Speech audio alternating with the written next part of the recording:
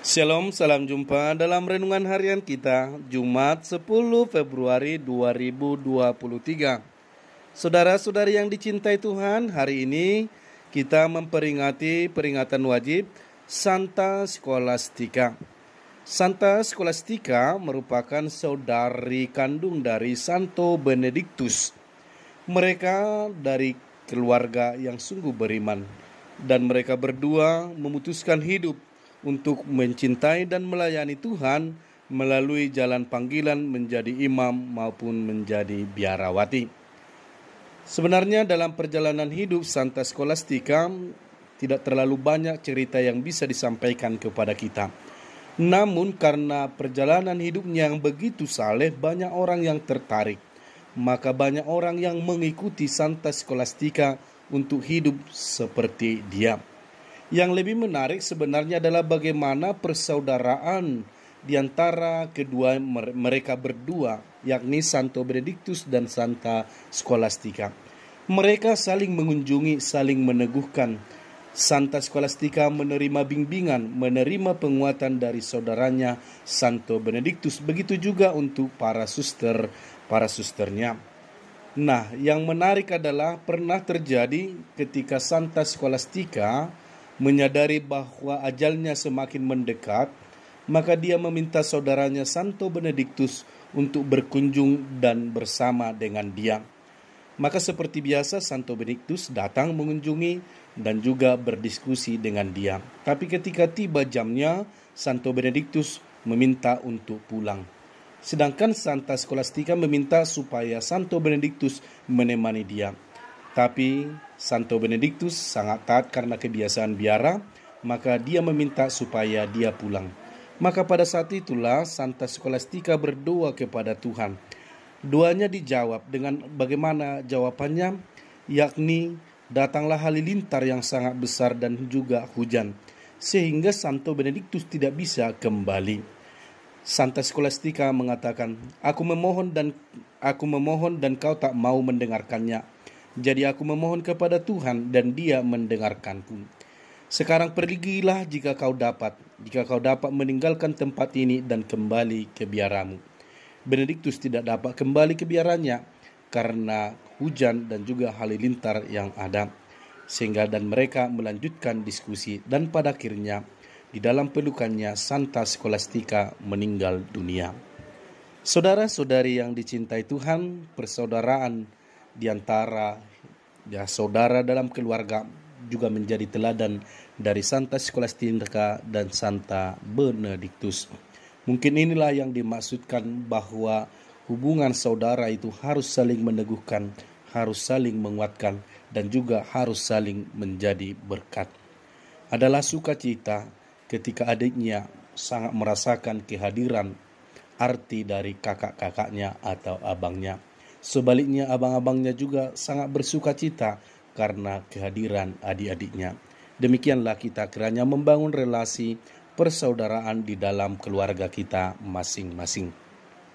Saudara-saudari yang dicintai Tuhan, hari ini melalui bacaan-bacaan kita kembali akan melanjutkan kisah penciptaan manusia sampai kejatuhannya ke dalam dosa.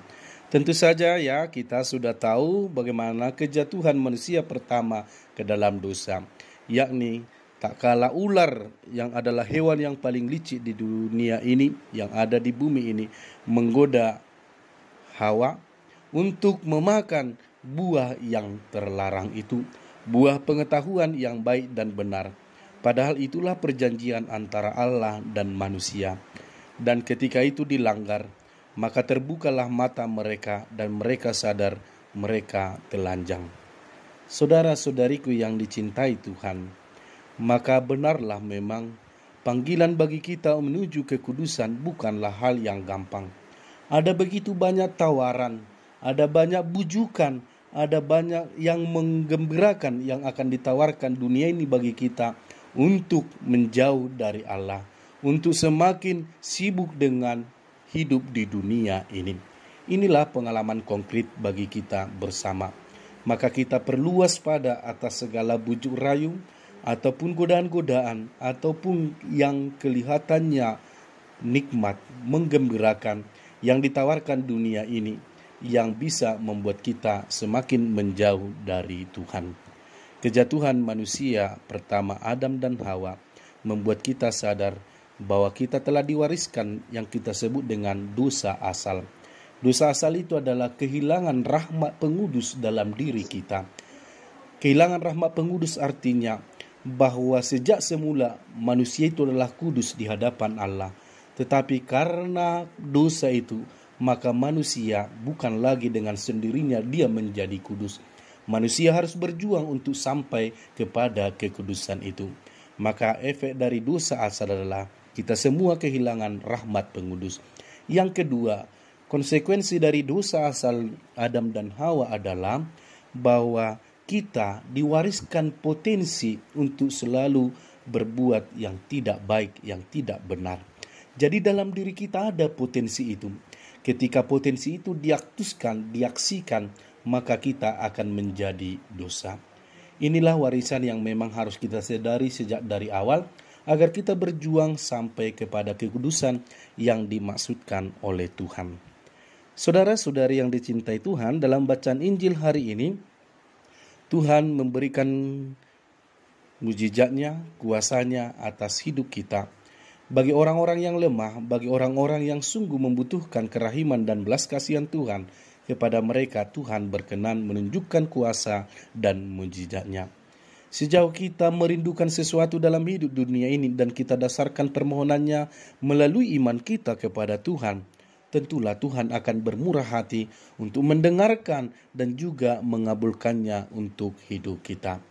Maka beberapa poin kesimpulan atas permenungan hari ini. Yang pertama, dari peringatan Santai Skolastika, mari kita menjalin relasi yang sungguh, relasi persaudaraan, relasi persahabatan, relasi yang menggembirakan kita dengan saudara-saudari kita. Yang kedua, posisi kita sebagai manusia saat ini berbeda dengan Adam dan Hawa.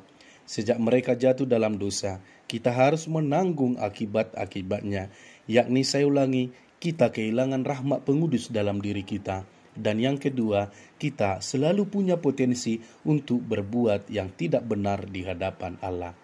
Dan yang ketiga, Tuhan sangat terbuka bagi mereka yang sungguh membutuhkan kerahiman belas kasihannya. Kita hanya perlu dengan rendah hati memohon kepada Tuhan, dan tentu saja bungkuslah semua itu di dalam iman akan Dia. Semakin kita beriman, semakin kita percaya kepada Dia, semakin mudah kita untuk mendapatkan segala sesuatu yang kita rindukan.